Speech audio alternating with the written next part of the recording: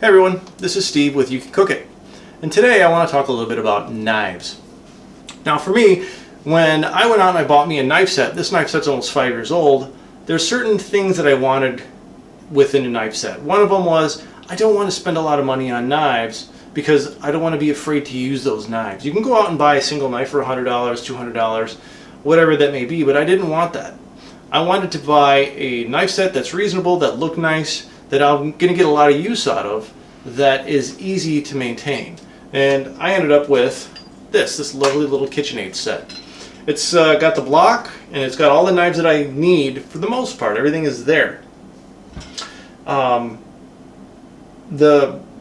driving force behind this is I want to be able to use these knives comfortably. I don't want to worry about if I destroy a knife, is it going to be easily replaceable. Some companies have lifetime replacement warranties and so on, but I didn't want to hassle with it too much. The other thing that I wanted in a knife set is I didn't want a serrated knife. I wanted a single, smooth, straight edge on my knife as well. For most of the knives, there's one knife in there that is a serrated knife, and I'll explain to you why I use it.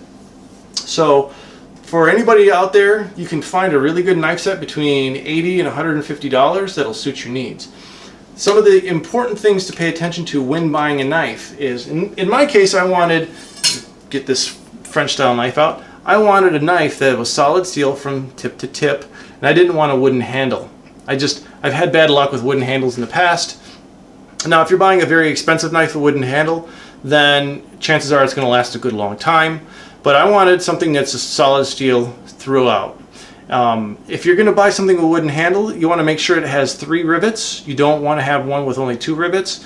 The blade, the wood will warp, and it'll cause you problems later on with grip. The other thing is, you want to make sure that the blade is the right size. This is the knife that I use almost daily for chopping pretty much everything. So the right size for me is, well, does my hand fit?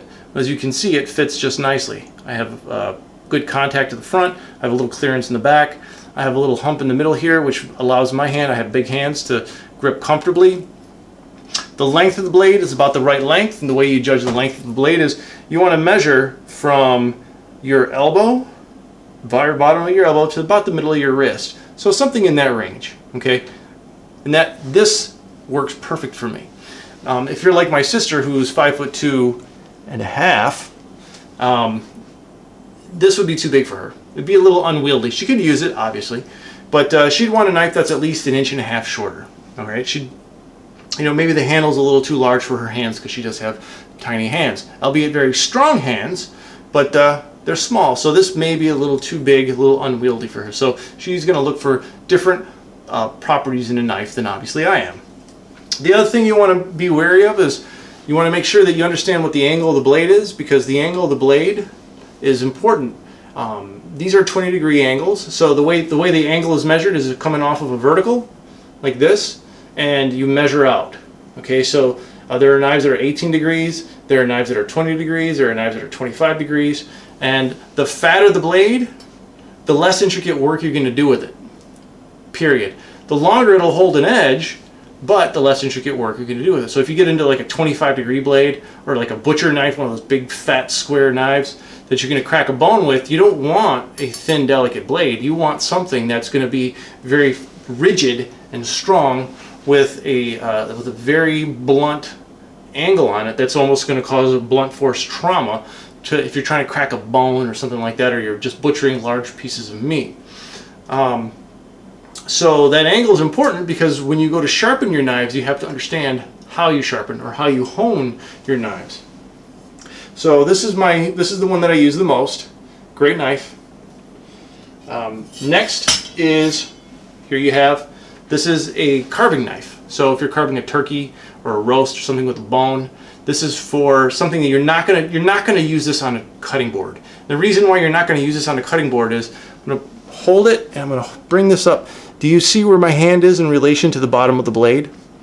So my knuckles extend further down than the bottom of that blade. So this edge sits up higher than this. So if I'm trying to cut something on a cutting board, my knuckles are going to get in the way. It's going to be very difficult to cut.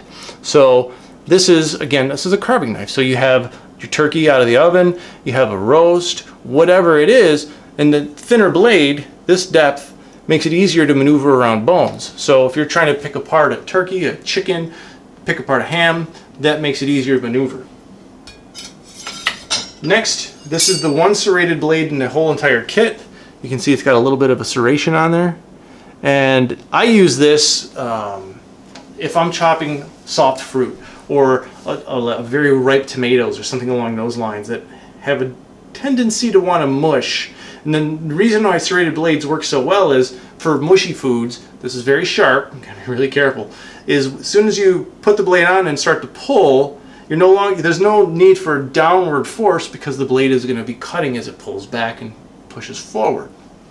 That's why they cut through the skins and the soft fruit so very well without turning into a mush. Next is paring knife.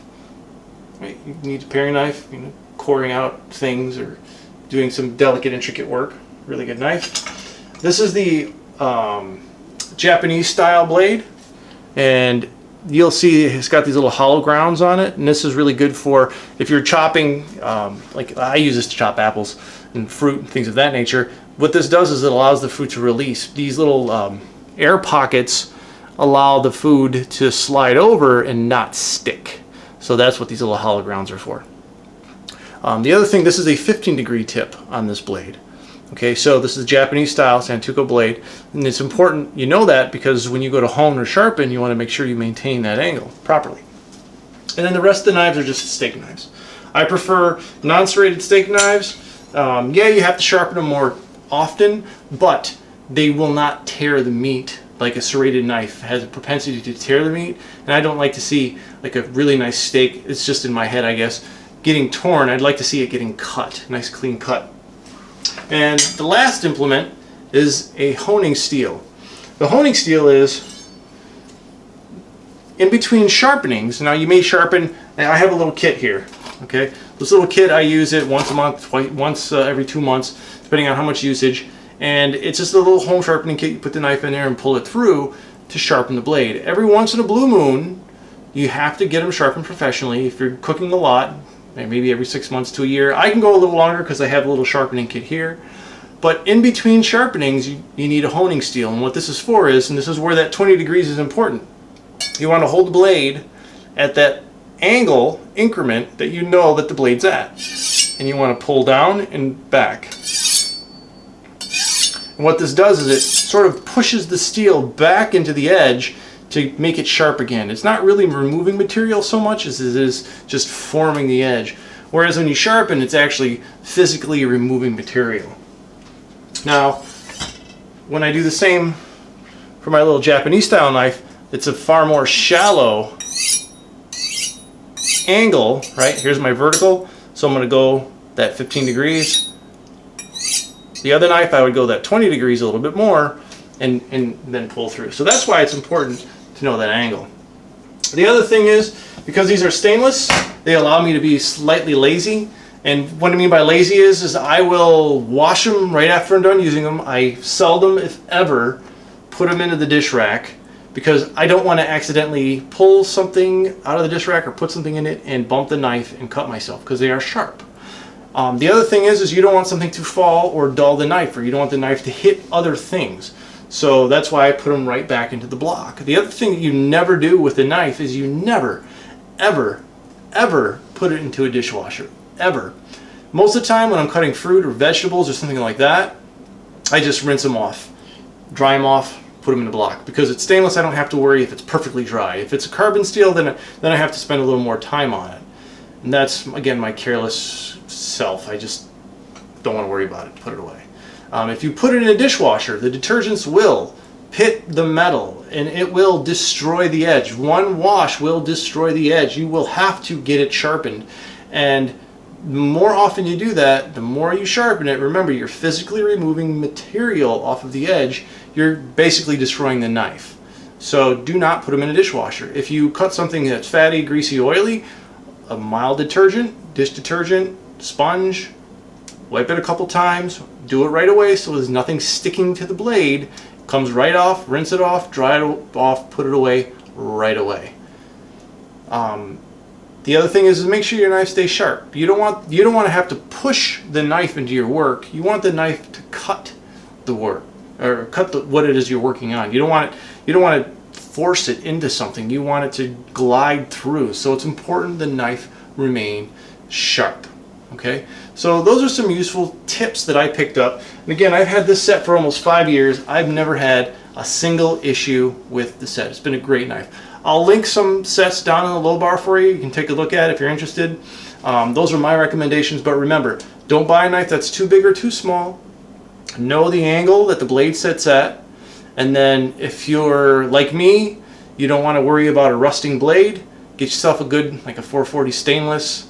And then I don't have anything against the wooden handle, but make sure if you buy something with a wooden handle, it has a minimum of 3 rivets in it, or it's got a plastic handle or something like that. And again, don't spend $1 million on a knife. It's not worth it. You're not going to really enjoy the knife. It's more of a showpiece for most people. If you got a ton of money and you want to, then go for it. But for most people, me, you know, middle America, I'm just going to buy the knife that best suits what I need. And like I said, this whole entire set, way less than 150 bucks.